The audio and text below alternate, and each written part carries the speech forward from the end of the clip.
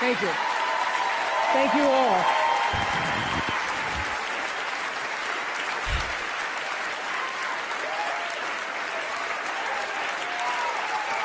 Thank you. Okay. Thank you, Reese. In 1964, I was a little girl sitting on the linoleum floor of my mother's house in Milwaukee, watching Anne Bancroft present the Oscar for Best Actor at the 36th Academy Awards. She opened the envelope and said 5 words that literally made history. The winner is Sidney Poitier. Up to the stage came the most elegant man I had ever seen. I remember his tie was white, and of course his skin was black, and I'd never seen a black man being celebrated like that. And I have tried many times to explain what a moment like that means to a little girl, a kid watching from the cheap seats as my mom came through the door, bone-tired from cleaning other people's houses. But all I can do is quote and say that the explanation in Sidney's performance in Lilies of the Field, amen, amen, amen, amen. In 1982, Sidney received the Cecil B. DeMille Award right here at the Golden Globes, and it is not lost on me that at this moment, there are some little girls watching as I become the first black woman to be given the same award.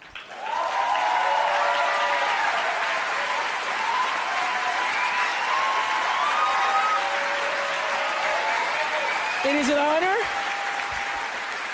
It is an honor, and it is a privilege to share the evening with all of them, and also with the incredible men and women who've inspired me, who've challenged me, who've sustained me, and made my journey to this stage possible. Dennis Swanson, who took a chance on me for AM Chicago.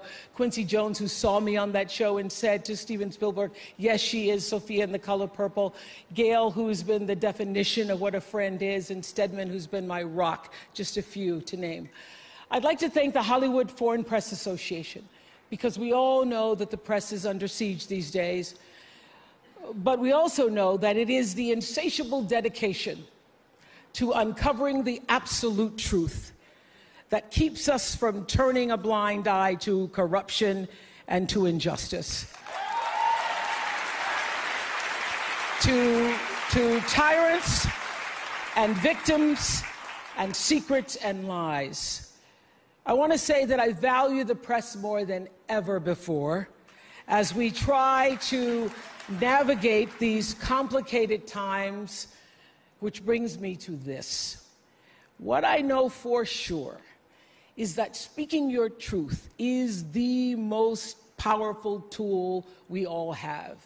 And I'm especially proud and inspired by all the women who have felt strong enough and empowered enough to speak up and share their personal stories. Each of us in this room are celebrated because of the stories that we tell. And this year, we became the story. But it's not just a story affecting the entertainment industry. It's one that transcends any culture, geography, race, religion, politics, or workplace. So I want tonight to express gratitude to all the women who have endured years of abuse and assault, because they, like my mother, had children to feed and bills to pay and dreams to pursue.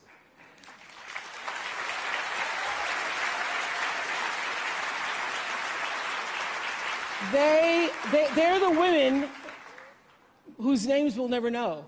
They are domestic workers and farm workers. They are working in factories, and they work in restaurants, and they're in academia and engineering and medicine and science. They're part of the world of tech and politics and business. There are athletes in the Olympics, and there are soldiers in the military. And there's someone else, Reese Taylor. A name I know, and I think you should know too. In 1944, Reese Taylor was a young wife and a mother. She was just walking home from a church service she'd attended in Abbeville, Alabama, when she was abducted by 6 armed white men, raped and left blindfolded by the side of the road, coming home from church. They threatened to kill her if she ever told anyone. But her story was reported to the NAACP, where a young worker by the name of Rosa Parks became the lead investigator on her case. And together, they sought justice. But justice wasn't an option in the era of Jim Crow. The men who tried to destroy her were never persecuted. Reese Taylor died 10 days ago, just shy of her 98th birthday. She lived, as we all have lived, too many years in a culture broken by brutally powerful men. For too long, women have not been heard or believed if they dared to speak their truth to the power of those men. But their time is up.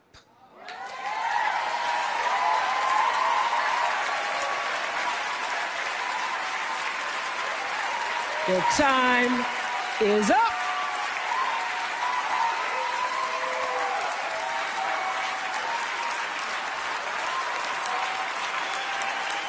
Their time is up. And I just hope that Reese Taylor died knowing that her truth, like the truth of so many other women who were tormented in those years, and even now tormented, goes marching on. It was somewhere in Rosa Parks' heart almost 11 years later when she made the decision to stay seated on that bus in Montgomery. And it's here with every woman who chooses to say, "Me too." And every man who chooses to listen. In my career, what I've always tried my best to do, whether on television or through film, is to say something about how men and women really behave, to say how we experience shame, how we love and how we rage, how we fail, how we retreat, persevere, and how we overcome. And I've interviewed and portrayed people who've withstood some of the ugliest things life can throw at you, but the one quality all of them seem to share is an ability to maintain hope for a brighter morning, even during our darkest nights. So I want all the girls watching here and now to know that a new day is on the horizon. And when that new day finally dawns, it will be because of a lot of magnificent women, many of whom are right here in this room tonight, and some pretty phenomenal men fighting hard to make sure that they become the leaders who take us to the time when nobody ever has to say, "Me too," again. Thank you.